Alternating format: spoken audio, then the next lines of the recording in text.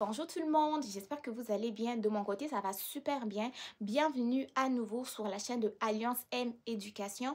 Dans la vidéo d'aujourd'hui, nous allons parler de toutes les formalités administratives nécessaires qui viennent avec le statut de résident permanent. Première formalité, c'est recevoir votre carte de résidence permanent. Pour ce qui concerne la carte de résidence permanent, il faut que je vous explique un peu en détail. Pour obtenir votre statut de résident permanent, vous devez être sur le territoire canadien. C'est lorsque vous arrivez le jour J que vous devenez officiellement résident permanent. Un agent de service frontalier va vous remettre donc un document papier qui officialise ce statut et va demander directement d'avoir une carte de résident permanent. Pour avoir la carte de résident permanent, il va avoir un délai de 2 à 3 mois et la carte va vous être envoyée par la poste. Donc, ça va être important si en venant au Canada et vous déménagez à un moment donné et que vous n'avez pas encore reçu votre carte de résident permanent, mettez à jour vos coordonnées au niveau de IRCC pour que IRCC puisse vous envoyer votre carte à la bonne adresse. Deuxième formalité, ça va être le numéro d'assurance sociale. Le numéro d'assurance sociale, c'est ce numéro-là qui vous permet de pouvoir travailler au Canada et pouvoir bénéficier de certaines prestations gouvernementales telles que l'aide sociale et autres. Pour avoir le numéro d'assurance sociale, vous devez vous rendre dans un point Service Canada et la demande est gratuite. Le même jour, vous demandez votre numéro d'assurance sociale, c'est le même jour que vous allez l'obtenir. Troisième formalité, c'est l'assurance maladie. Le Canada a plusieurs provinces et plusieurs territoires et le fonctionnement au niveau de l'assurance maladie est différent. Donc, les durées peuvent être plus longues ou peuvent être plus courtes. Donc, si vous remarquez que dans votre province, pour obtenir la carte d'assurance maladie, les délais vont de 3 à 6 mois, je vous recommande de contracter au moins une assurance maladie privée qui va vous couvrir en attendant de pouvoir avoir votre carte d'assurance maladie gouvernementale. OK? Donc, sécurisez votre santé un peu. Quatrième formalité, ça va être vous trouver un emploi. Pour trouver un emploi, vous pouvez vous rendre toujours dans les points Service Canada parce qu'il y a des services qui sont disponibles là-bas pour vous aider dans la recherche d'emploi et aussi même dans la rédaction des CV et lettres de motivation. Et ce sont des services qui sont complètement gratuits, offerts aux étrangers, que ce soit résidents permanents, même les travailleurs temporaires aussi peuvent bénéficier de ces services-là. Cinquième formalité, ça va être, j'aurais dû le placer en quatrième, mais ça va être plus de vous trouver un logement. Donc, si ce n'est pas encore fait, je vous recommande de visiter les sites de recherche de logement tels que Kijiji, tels que Lepac, tels que Louer.ca ou Marketplace de Facebook où il y a régulièrement des annonces de logement, que ce soit des 3,5, soit une chambre, un salon, une salle de bain. 2,5, ça veut dire 2 chambres, salon, salle de bain. 5,5, ça veut dire 3 chambres, une salle de bain et un salon. Donc, c'est comme ça un peu là, comment on appelle les appartements ici au Canada. Donc, trouvez un logement sur des sites d'offres de logement et faites attention aussi en ce qui concerne la signature du bail.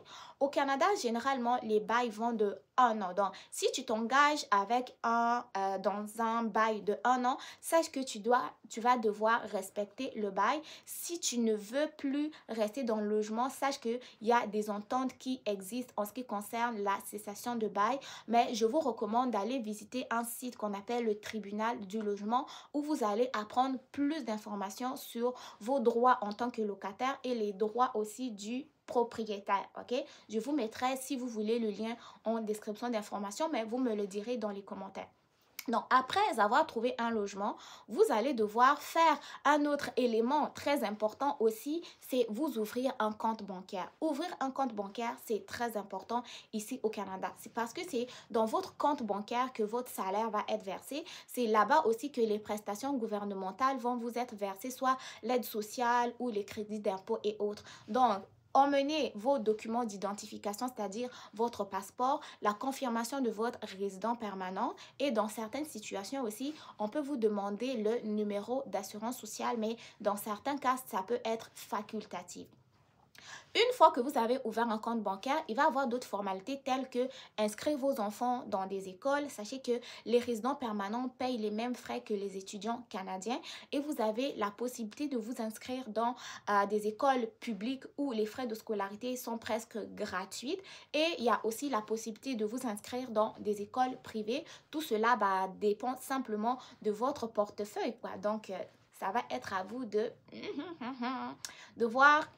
Est-ce que vous n'avez pas assez d'argent pour aller au public? Est-ce que vous avez plus de moyens pour mettre vos enfants dans des écoles privées? Une fois que vous avez terminé d'inscrire vos enfants dans des écoles privées, il va y avoir certaines conditions aussi. C'est d'autres formalités, mais de plus en plus importantes que vous allez devoir respecter. Vous avez trouvé un emploi, vous commencez à travailler, il y a ce qu'on appelle les déclarations d'impôts.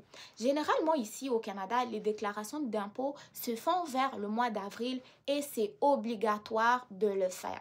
C'est en faisant vos déclarations d'impôts que vous allez peut-être bénéficier de certains crédits gouvernementaux. Si vous gagnez un plus gros salaire, sachez que vous allez payer de l'impôt.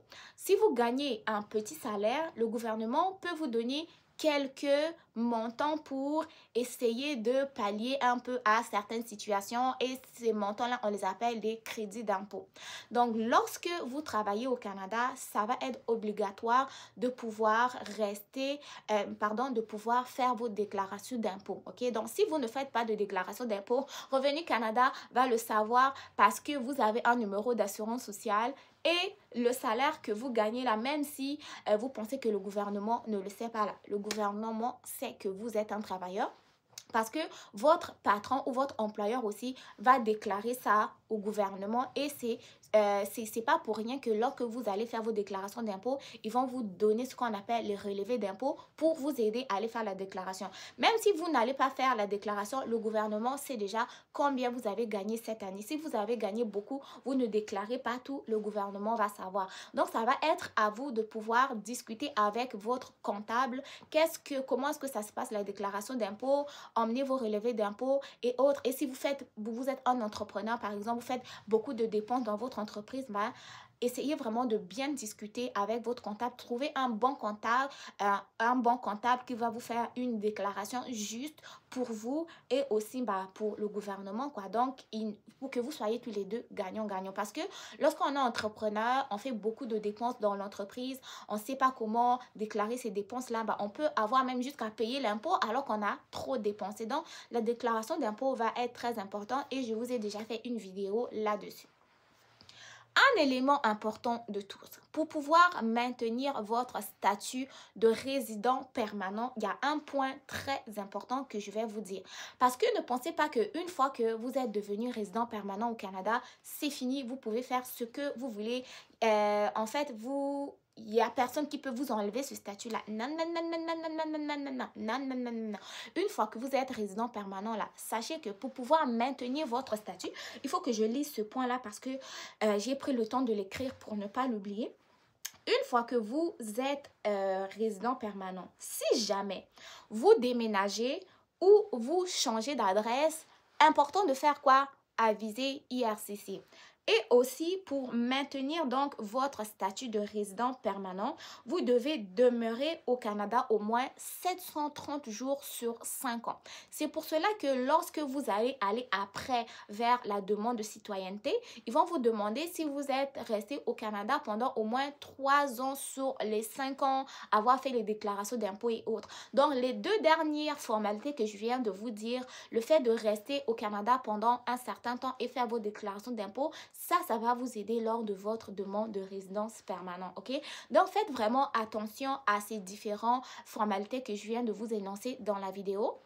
Si vous avez d'autres formalités que vous jugez nécessaires à faire à tout prix lorsque vous arrivez au Canada, veuillez les partager avec moi aussi dans les commentaires. Et surtout, n'oubliez pas de partager la vidéo aux nouveaux résidents permanents qui viennent d'arriver sur le territoire si vous pensez qu'ils ne sont pas au courant.